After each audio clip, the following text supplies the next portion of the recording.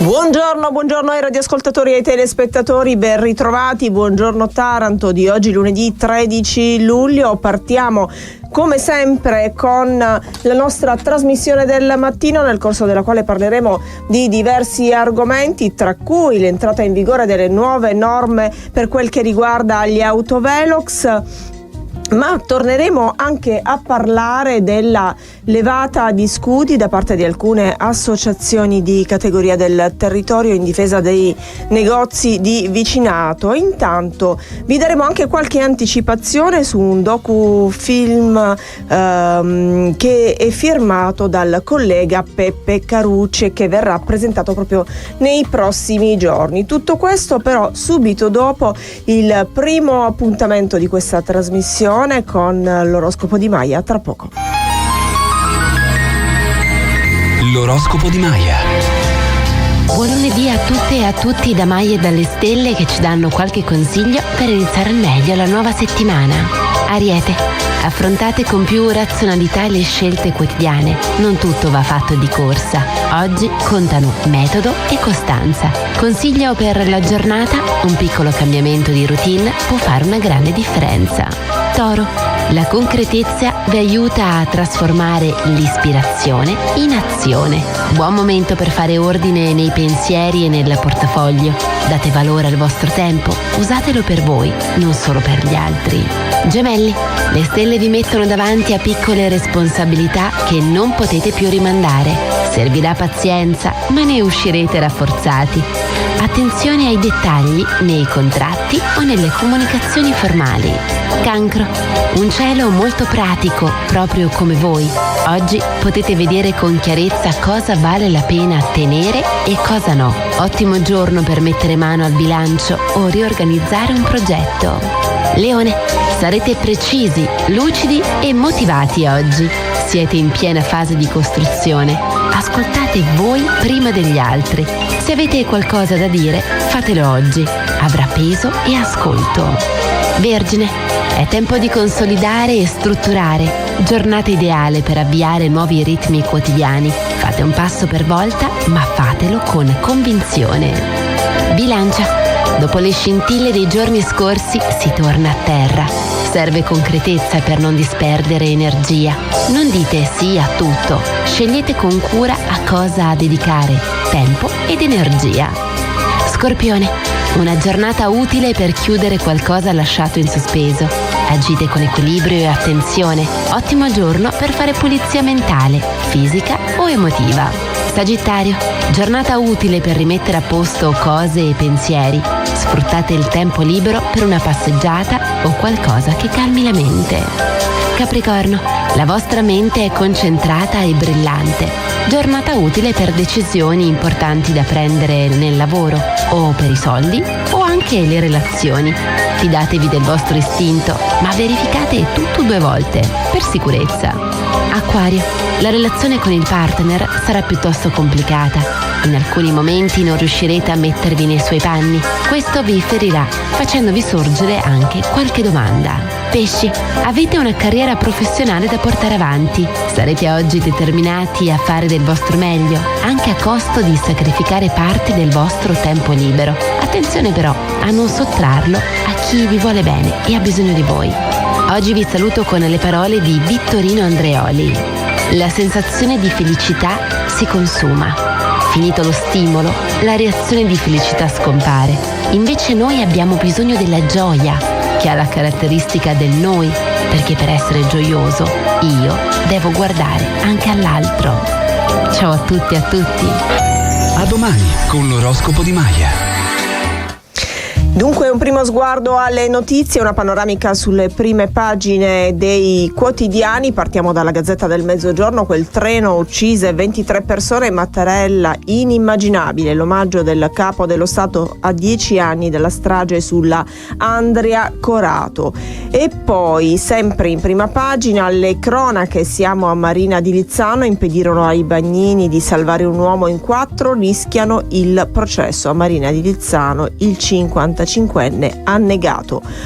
La guerra, Hormuz nel mirino, l'Iran lo richiude, Trump resta aperto, il Papa seminano morte e terrore dopo una notte di minacce e attacchi incrociati. Poi sulla destra, Bari Vecchia, una corona per Michele, 15enne vittima di mafia, avrebbe lottato con noi nel 2001, l'omicidio a Bari Vecchia. A fondo pagina oggi lo speciale architettura e design, focus sui restauri dei palazzi d'epoca. Ancora passiamo al quotidiano, sulla prima pagina la strage dei treni, l'abbraccio di Mattarella e il dolore della Puglia, i 23 rintocchi delle campane ad Andria per le vittime della strage dei treni.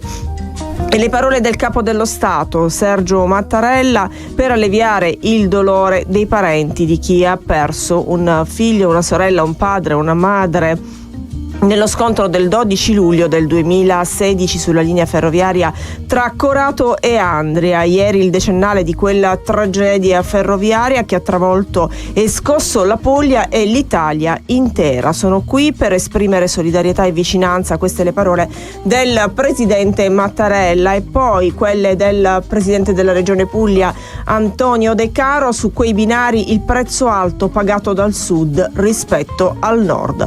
Ancora andiamo a Taranto, torniamo a Taranto, rigassificatore Alta di Bitetti incompatibile con l'eolico, la lettera del primo cittadino di Taranto al Ministero Lavoro, il fronte call center, 500 posti a rischio per l'intelligenza artificiale. Dunque arriva il no anche da parte del sindaco di Taranto Piero Bitetti. Il primo cittadino ha scritto una lettera al MASE e alla Regione per certificare il parere negativo rispetto alla realizzazione di un rigassificatore nel porto. Tanti motivi alla base di questa scelta, tra cui il conflitto dell'opera con la realizzazione di un parco eolico offshore. Il territorio è già gravato da un carico ambientale e sanitario eccezionale, ha detto Bitetti. Intanto sul fronte vertenze il sindacato lancia l'allarme sui call center, sono a rischio 500 posti di lavoro. A fondo pagina, grottaglie Pumo alto 2 metri, la ceramica entra nel Guinness, quindi grottaglie da primato, il manufatto record del maestro De Rosa, un'icona della Puglia. La prima pagina dell'edicola, ovviamente anche qui la strage dei treni in primo piano, la commemorazione, Mattarella torna ad abbracciare una comunità ancora ferita. La linea ora torna alla regia, noi ci rivediamo tra poco ancora con la rassegna stampa. Seconda parte della nostra rassegna stampa, siamo sulla Repubblica di Bari. Oggi sarebbe padre, ci avrebbe detto di non mollare, ricordo per Michele Fazio in primo piano. Poi Mattarella ad Andria, 10 anni dopo la strage dei treni, 23 rintocchi di campane per le vittime e le reazioni. Strage dei treni, la professoressa sopravvissuta dice per 10 anni esclusa, mai inviti agli anniversari. Ancora la tragedia ad Andria, la tragedia della strada, muore 21enne in un incidente 3 anni fa, stessa sorte per suo fratello. Poi la polemica, bufera sul mega yacht dell'ambasciatore degli USA, Bonelli di AWS, dice chi chiede, chi paga la scorta. E poi passiamo sulla pagina del Corriere di Bari, Corriere.it, strage dei treni tra Andria e Corato, l'arrivo di Mattarella, il dolore per i 23 morti e i 51 feriti, qui per la vicinanza ai cittadini. Strage dei treni ad Andria, Nicola Summo dichiara: ho perso Antonio, aveva 15 anni, per me la giustizia non è mai arrivata. L'imprenditore agricolo ricorda il figlio morto nel disastro ferroviario del 12 luglio del 2016 e dice: il mio dolore senza calendario.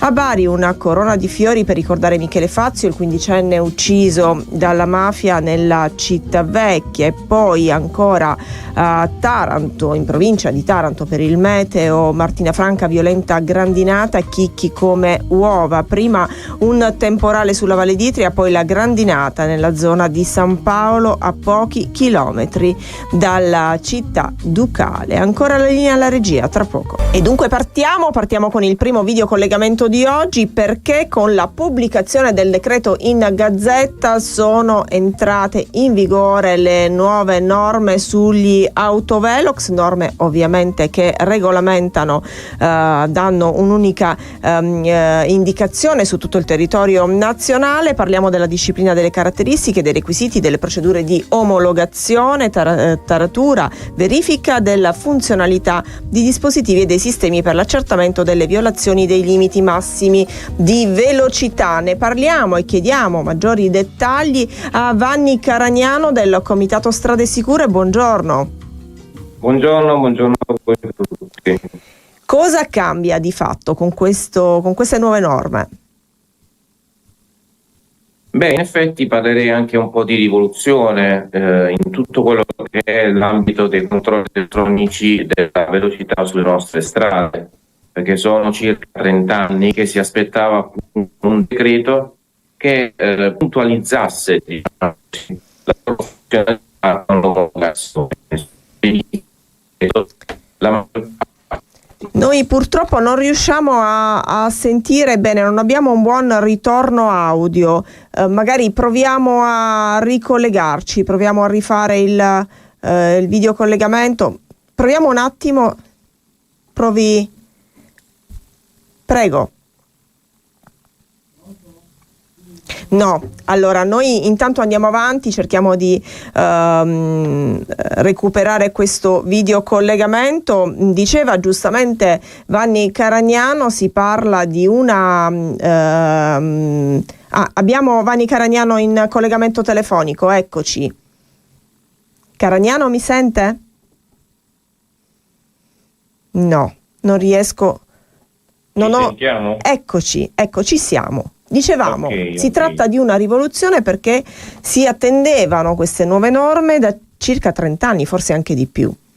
Esatto, e quindi diciamo che si riesce a questo punto a fare chiarezza sulla questione dell'omologazione, proprio perché la maggior parte dei ricorsi che venivano avversi a pubbliche amministrazioni che gestivano queste apparecchiature era appunto riferita alla mancata omologazione. Chiaro è che adesso questo strumento potrà essere utilizzato in maniera, diciamo così, più efficace, perché noi siamo sostenitori di questo tipo di strumento, ma in realtà starà ai comuni o comunque agli enti che gestiscono sulle strade questo tipo di strumento a portare avanti il loro utilizzo rispettando quello che è previsto attualmente dal decreto. Ci sono ancora, diciamo, dei fenomeni lacunosi che riguardano l'applicativo, cioè il regolamento attuativo di questi decreti, ma il problema dell'omologazione, che ripeto essere stato per questi ultimi 3 decenni una questione davvero annosa, è stata superata. Ci sono circa 800 apparecchiature che ad oggi non hanno superato, diciamo, il test di verifica, e quindi di conseguenza Di che sono percentuale state parliamo, cancellate Caragnano, dal rispetto... chiedo scusa, di che percentuale parliamo rispetto alla totalità? rispetto alla totalità no, siamo sul 38-40%, quindi in buona sostanza diciamo che l'effetto qual è sulla collettività? È il fatto di riuscire a trasmettere un imprinting di calma e attenzione maggiore alla guida, perché al di là della questione, diciamo così, tecnica, l'idea è cercare di portare a calmierare quel devastante fenomeno che porta a incidenti gravissimi, a volte mortali, anche a causa dell'elevata velocità.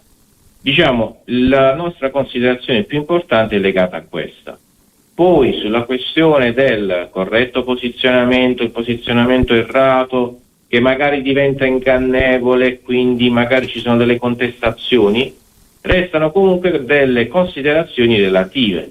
Per quanto ci riguarda, purtroppo sulle nostre strade ancora oggi piangiamo dei morti ingiusti. Una delle concause è l'elevata velocità. Con questi strumenti, ed oggi anche adeguati a dei criteri omologativi migliori al precedente, finalmente si cercherà perlomeno di debellare questo tristissimo fenomeno delle velocità superate sulle nostre strade, che poi portano a queste stragi.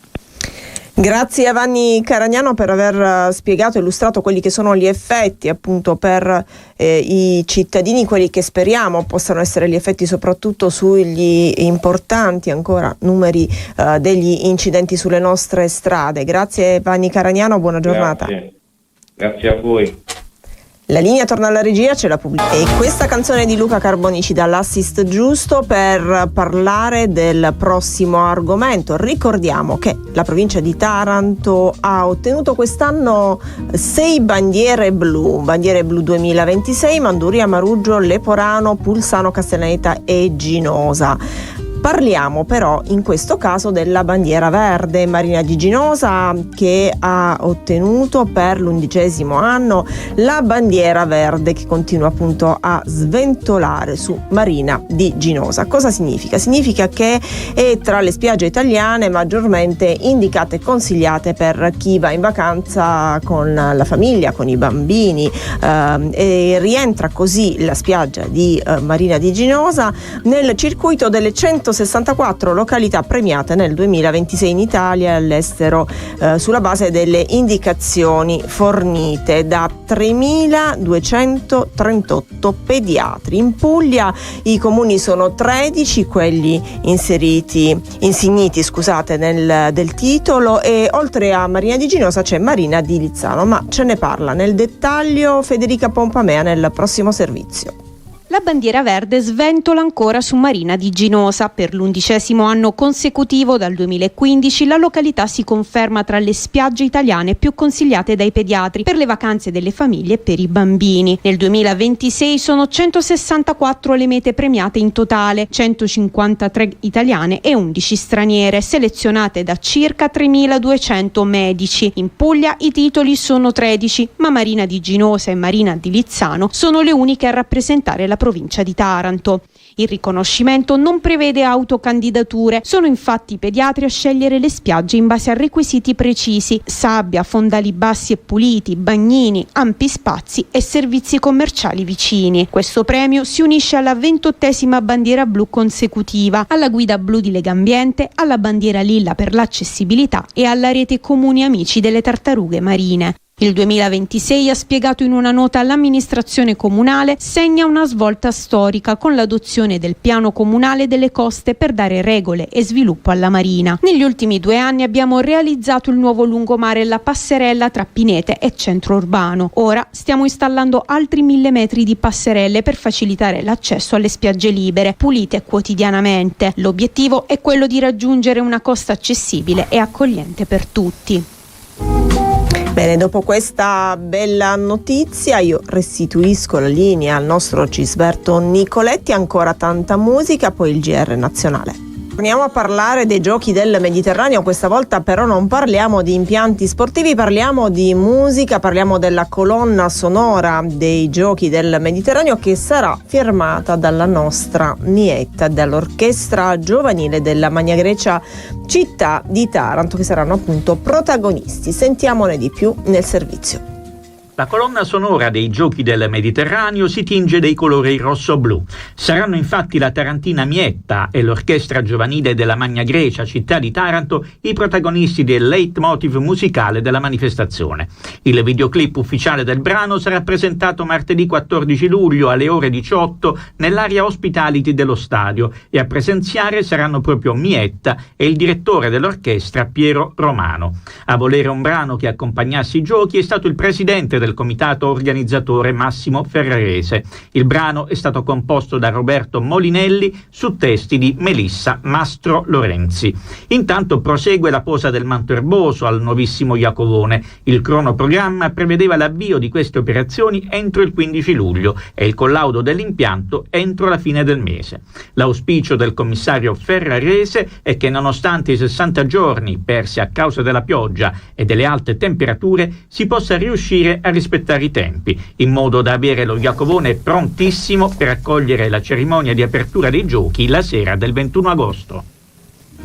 Ecco, a questo punto io ho un altro minuto circa di tempo che utilizzerei per darvi un'altra notizia interessante. Il pumo più grande del mondo entra nella storia della tradizione ceramica di Grottaglie. L'opera, che è un bocciolo di fiore simbolo di abbondanza e prosperità, è stata realizzata dal maestro ceramista Giuseppe Rosa, è stata inaugurata nel quartiere delle ceramiche in via Crispi dopo la certificazione ufficiale che ne ha attestato il primato. Un pomo, pensate, di 2 metri di altezza e 1 metro di larghezza. Emozionato ovviamente l'artista, che appunto ha presentato e ha ringraziato tutto lo staff che ha collaborato con lui. Ecco la foto relativa. Lo staff, dicevo, che ha realizzato, che ha collaborato alla costruzione del pomo più grande del mondo. Eccolo qui. Il sindaco Ciro Dalò ha definito il quartiere delle ceramiche unico al mondo, quindi ha sottolineato l'unicità, appunto, la particolarità del quartiere grottagliesi, ha sottolineato come l'opera va a innestarsi in quel percorso di valorizzazione della tradizione della città che il comune ha dichiarato sin dal primo momento di avere molto a cuore. La linea torna a Gisberto Nicoletti. A tra poco. Torniamo in studio e continuiamo a parlare di mare, come è naturale che sia. Oggi è 13 luglio, ci viene semplice, ci piace parlare di mare. Lo facciamo con Giuseppe Carucci, regista di un docufilm che si chiama Piccolo, grande, infinito mare. Sentiamo Peppe Carucci, buongiorno. Buongiorno Deborah, mi senti? Sì, ti sento. Ciao Deborah, come stai? Piacere. Tutto bene, tutto bene, noi ci ritroviamo e ci ritroviamo per raccontare della nostra bella città, della nostra Taranto, che ha come elemento predominante, caratterizzante, appunto il mare. Tu ne parli in questo docufilm? Sì, allora cerco di essere velocissimo. Allora, qualche anno fa mi è venuta un'idea, quella di raccontare Taranto in maniera diversa, perché a Taranto c'è un mare che tutti vedono, che pochi conoscono, sopra e sotto la superficie. Attraverso il content creator, la primatessa mondiale di Appania, Alessia Zecchini, siamo andati alla ricerca di cose bellissime sotto i nostri mari, dai cavallucci marini ai coralli, alla biodiversità che caratterizza i nostri mari e che li rende bellissimi. Abbiamo scoperto un mare diverso, abbiamo scoperto un mare interessantissimo, e attraverso la voce anche di professori universitari abbiamo approfondito i vari aspetti che lo caratterizzano. Peppe, una domanda, scusami, ti interrompo. Spesso si dice che i tarantini non vivono il mare, o meglio, sanno che il mare c'è, lì lo vedono, come hai giustamente detto tu all'inizio, ma non lo vivono, non partecipano. Questo tuo lavoro può essere appunto un invito ad iniziare a farlo sul serio? Assolutamente sì, va in questa direzione, va nella direzione di mostrare la bellezza dei nostri mari, ma soprattutto anche attraverso la voce di studiosi. Abbiamo scoperto per esempio come nasce il Mar Piccolo di Taranto, abbiamo scoperto l'impatto che i citri hanno sulla mitilicoltura, c'è tanta carne a cuocere. Io spero che questo lavoro lo vedano in tanti, ed è nostra intenzione anche farlo vedere nelle scuole, perché verrà presentato quando? Ricordiamo la presentazione. Allora, il lavoro sarà presentato il 23 di luglio alle ore 20:30 presso lo Yachting Club, dove lo presenteremo e proietteremo in prima assoluta. Bene. Peppe, abbiamo costruito una splendida squadra di lavoro, grazie alla quale siamo riusciti a fare, credo, davvero un bel lavoro, e vi aspetto tutti quanti numerosi, aspetto anche te e i tuoi telespettatori. Ci saremo, Peppe, ti abbiamo fatto svegliare presto stamattina, me l'hai detto quando ci siamo messi d'accordo per questo appuntamento, però ne è valsa la pena, vero? Sì, ti ringrazio molto per la disponibilità e per l'invito. Grazie Peppe, buon lavoro a te. Grazie mille Deborah. Ciao. Torniamo in studio, ancora la musica con la regia di Gisberto Nicoletti. Nuovamente con voi, intanto mi ha raggiunto la presidente di Confesercenti Casa Impresa Taranto, Francesca Intermite. Buongiorno, grazie per essere qui con noi. Buongiorno a voi.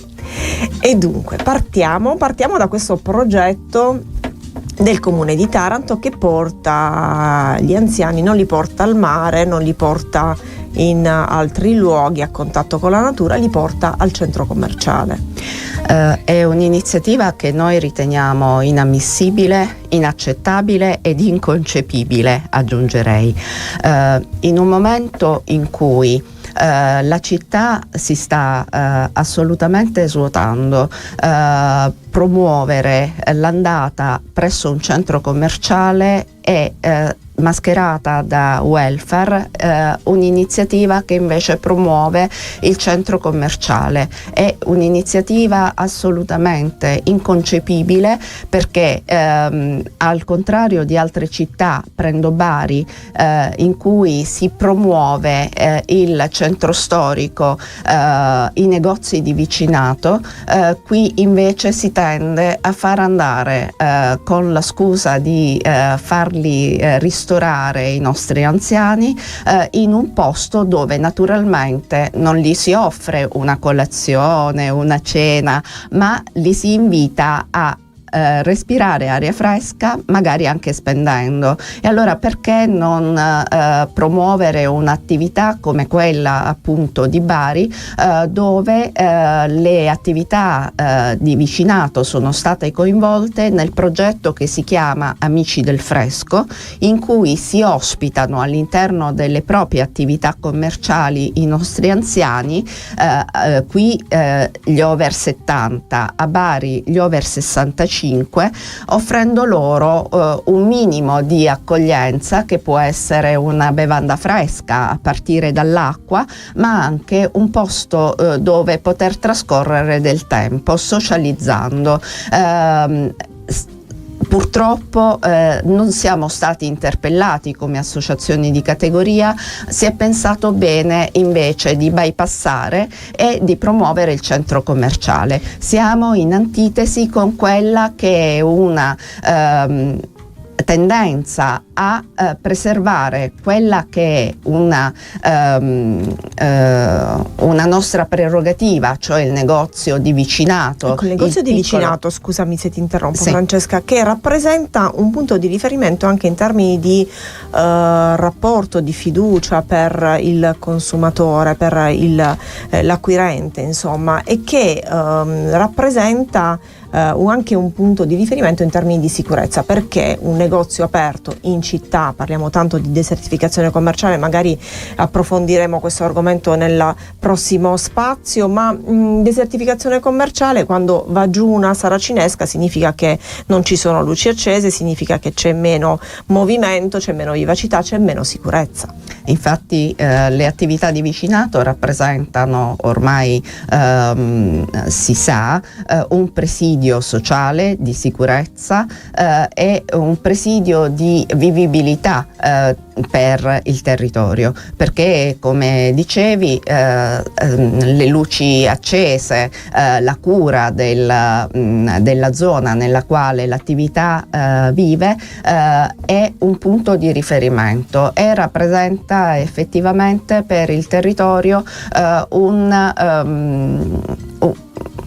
un punto di riferimento, appunto, un modo per trovare sempre un interlocutore presente nel momento in cui manca tutto il resto. Allora perché non promuovere ad esempio delle zone d'ombra, perché non promuovere il verde pubblico, perché non promuovere l'apertura con l'impiego delle risorse pubbliche che si stanno impiegando per il trasporto gratuito, per continuare ad avere i centri sociali per anziani aperti anche oltre il periodo nel quale è previsto. Chiarissimo il punto di vista di Confesercenti Taranto, che poi abbiamo visto essere quello di Confcommercio Taranto e anche di Upalap, ma sono intanto le 8:37 minuti, c'è la musica, noi ci rivediamo e ci risentiamo tra pochissimo.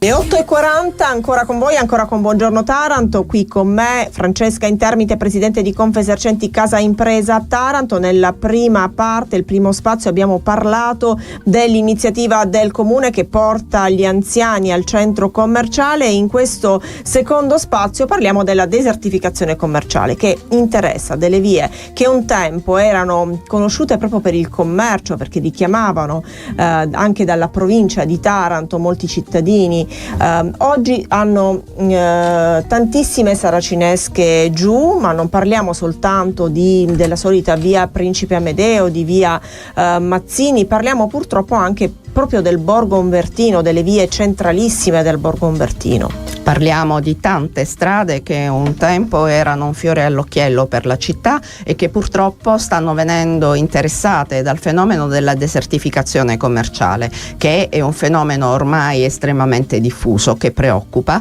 e che sta vedendo tutta una serie di iniziative di incentivo all'investimento per il ritorno delle attività commerciali in quelle strade maggiormente interessate dalla desertificazione, a partire dal presupposto che i negozi di vicinato sono un presidio sociale, sono un presidio di sicurezza.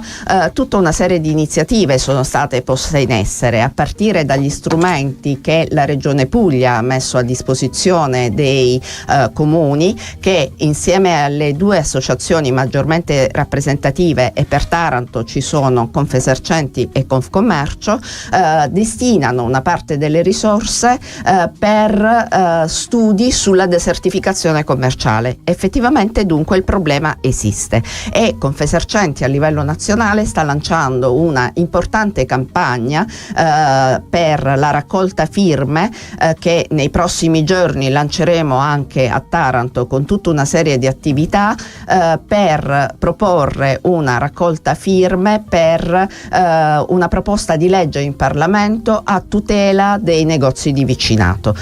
Si creerà una sorta di ZES, zona economica speciale, in cui chi investe avrà delle agevolazioni, degli sgravi fiscali che si spera possano invertire la tendenza e dunque rendere maggiormente vivibili quei quartieri, quelle strade in cui il fenomeno è ormai tanto preoccupante. La linea va alla regia, adesso c'è la pubblicità, noi saremo nuovamente insieme per la volata finale. Nel corso di questa trasmissione abbiamo parlato più volte del mare, il mare e quindi la bellezza della nostra città. Ne abbiamo parlato di tutta la terra ionica, quindi Taranto e provincia, ne abbiamo parlato attraverso le bandiere blu, le bandiere verdi, ne abbiamo parlato attraverso il docufilm del collega Peppe Carucci che si chiama appunto Mare. La bellezza, Francesca, dovrebbe essere un punto di partenza per ricostruire un po' quella che è l'immagine di questa città, renderla innanzitutto vivibile per coloro che ci sono, che sono qui sempre, ma poi anche accogliente per i turisti che vogliamo richiamare. La bellezza salverà il mondo, parto da questo. Probabilmente l'economia della bellezza è quella da cui dobbiamo ripartire a Taranto per voltare pagina. Noi nell'economia del turismo crediamo da sempre e da sempre abbiamo sollecitato le amministrazioni che si sono susseguite nell'investimento fatto nel turismo.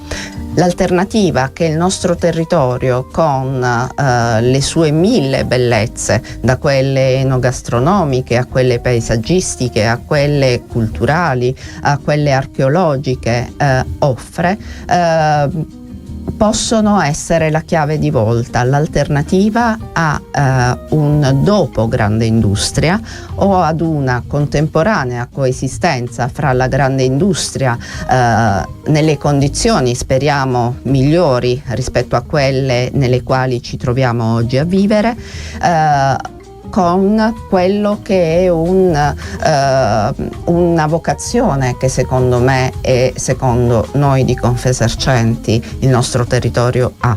il mare, appunto, che deve andare di pari passo con l'accoglienza, con la formazione verso l'accoglienza, e le nuove generazioni potrebbero utilizzare questa opportunità che si sta proponendo già nell'immediato con i Giochi del Mediterraneo, ma con tutta una serie di opportunità che dai Giochi del Mediterraneo partiranno, con un turismo sportivo, un turismo culturale, un turismo per destagionalizzare, come già abbiamo importanti eventi di turismo religioso che portano in città tanta gente e rendono il nostro territorio interessante.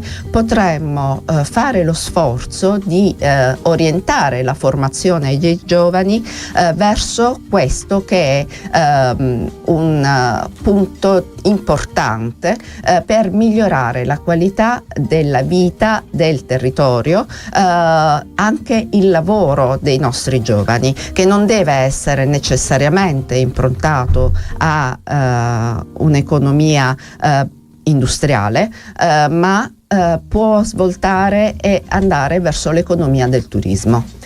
Hai toccato il tema della formazione. Quanto siamo pronti dal punto di vista appunto della formazione? Quante figure professionali giuste, adeguate abbiamo per accogliere il turismo nei numeri che immaginiamo?